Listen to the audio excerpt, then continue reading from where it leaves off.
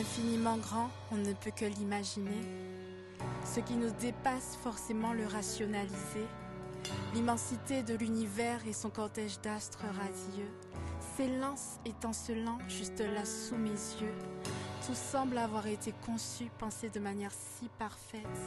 Un univers harmonieux et équilibré. Comment ne pas être émerveillé?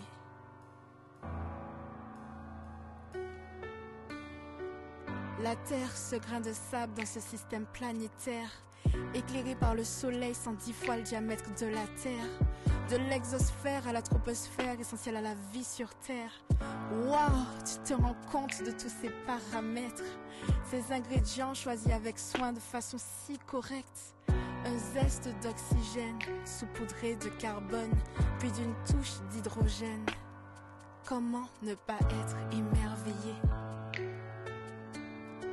Quand j'admire ces paysages, une œuvre d'art à ciel ouvert, où s'entremêlent formes et couleurs, comment ne pas être contemplateur des milliers d'espèces de plantes, d'arbres et de fleurs.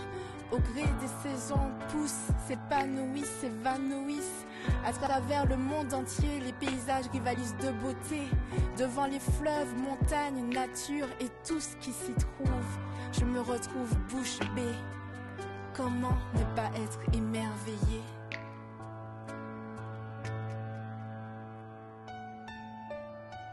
Si l'on regardait plus bas vers l'infiniment petit, aussi fascinant que ce que l'on peut voir dans la galaxie, je me délecte d'imaginer les particules mystérieuses, dimensions invisibles, réalités parallèles, sauts périlleux.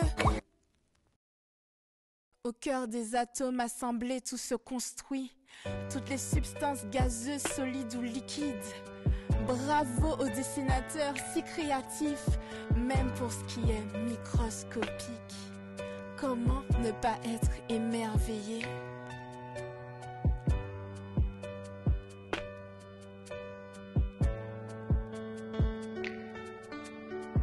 Et l'homme au milieu de tout ça, fourmilière de 8 milliards, éparpillé sur toute la Terre. De 38 milliards de cellules, il est bien constitué.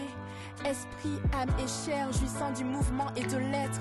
L'homme réfléchit et il crée, se développe et progresse. Des organismes fonctionnels au sentiment d'éternité. Comment ne pas être émerveillé?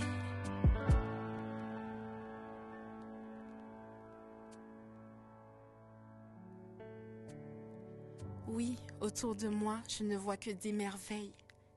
Du mystère de ma conception au souffle dans mes poumons, entre l'infiniment grand et l'infiniment petit, une question demeure. Qui se soucie de moi? Dites-moi qui sait que j'existe? Parmi tant d'autres, dans cette fascinante étendue, un Dieu créateur m'aurait vraiment voulu. Que vaut ma vie pour qu'il me considère? Pourquoi, pour moi, aurait-il de l'intérêt? Au cœur de toutes ces merveilles, qui pourrait dire qu'il m'aime? Dans ce qui est encore incompris par l'homme, dans toute ma sagesse, je t'ai conçu. De toi, rien ne m'est caché. Je t'ai fait avec soin. Je t'ai insufflé la vie et maintenant, tu es ici. Mon cœur de père t'a désiré. Mon cœur de père a désiré ta vie.